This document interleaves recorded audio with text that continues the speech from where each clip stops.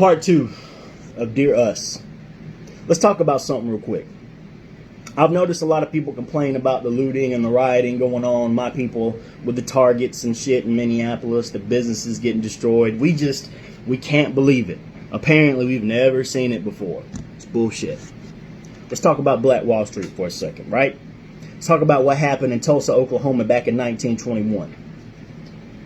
For those of you who don't know, my own people, go Google, go type in Black Wall Street. Make sure you read that story in its entirety. I'm gonna give you a quick breakdown.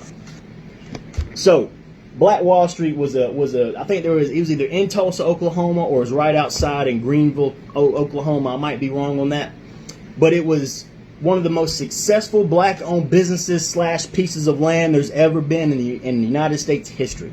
They had everything from their own commercial planes to meat markets, churches, dentist office, doctor's offices, whatever. You name it, they had it. They were thriving. They didn't need us. They lived their life. They didn't bother nobody. They uplifted themselves. They thrived off themselves, which is how it should be. But one day, a white woman who happened to work on the elevator made the false claims that a young black man sexually assaulted her. There was no court dates to my knowledge. He was thrown in jail. And the Tulsa, Oklahoma paper ran that story that next day, insinuating there was going to be a lynching that night. So, a few black men decided to keep safe of the young black man who was falsely accused of raping this white woman. And there was a mob of angry white men who decided to go and try and take the life of this young man unjustly. Well, they were killed in the process. The black men wasn't having it. They were killed. Now, what came next was the sickest events I've ever heard of personally in United States history, outside of slavery. There was police that was militarized. There was bombs that was dropped on top of businesses. White people lined up on the state line, women and kids, as if this is some spectacle to watch. There were people ripped from their homes and hung and beat and killed in front of their families because of the color of their skin. There was businesses that was looted, set on fire. They stole the planes. They did every fucking thing that you see happening in Minneapolis. They did that shit back in the 20s. And nobody said a fucking word. You want to know how I found out about that shit? My homeboy had to tell me ages back. Otherwise, I probably wouldn't have known. Why? Because we hate bringing up shit like that. Well, we want to celebrate Memorial Day, Independence Day, Veterans Day. We want to acknowledge these old wars hundreds of years ago, which is nothing wrong with that, by the way. I'm not complaining about that. What I am complaining about is it's funny how we pick and choose what the fuck we want to remember. And that's frustrating as fuck. And if you want to know why there's a disconnect between black folks and white folks, it's because of you stanky motherfuckers with that type of attitude, with the selective memory that you have. That's why we don't give a fuck about what happens in Minneapolis. Quite frankly, it's long overdue. The shit probably should have happened way before now. But again, they had patience. They tried to work with us. They tried to reason with us. They tried to peacefully protest. We told them to shut the fuck up. Use their platform for something different. Colin Kaepernick took a knee for these same exact reasons. He was told essentially to get up off his knee and play football. He was blackballed from the league later for peacefully protesting.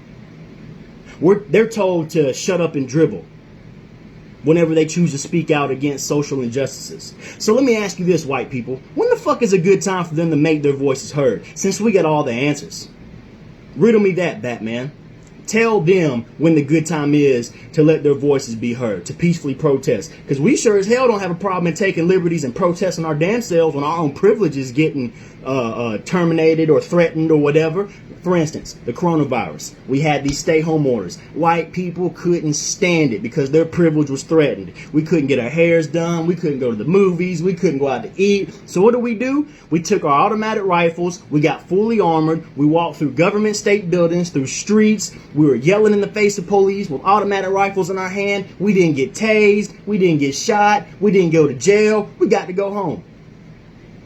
The same fucking shit that we complain about black people doing, we did when our privilege got threatened. And that is so irritating. I'm sick of that shit. I'm sick of watching you motherfuckers come up with excuses.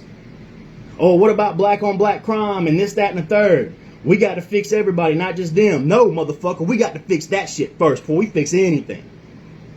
Because they didn't ask to become slaves. They didn't ask to be ripped from homes and home because the color of their skin. They didn't ask to get, they didn't ask for social injustices. They didn't ask to get fucked in the justice system because the color of their skin. They didn't get asked to get fucked when it comes to getting loans for houses or starting up the business because of the color of their skin. That shit came because we've been whitewashed.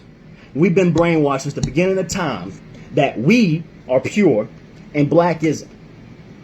You watch TV shows, movies, read books, whatever. 95% of the time, a black person is either the villain, a criminal, or some kind of violent figure. We paint them as if they're animals, and we treat them as if they're that. And then when they start finally speaking out and shit gets real, finally, now all of a sudden we want to play victim. Again, like I said in my last video, shut the fuck up.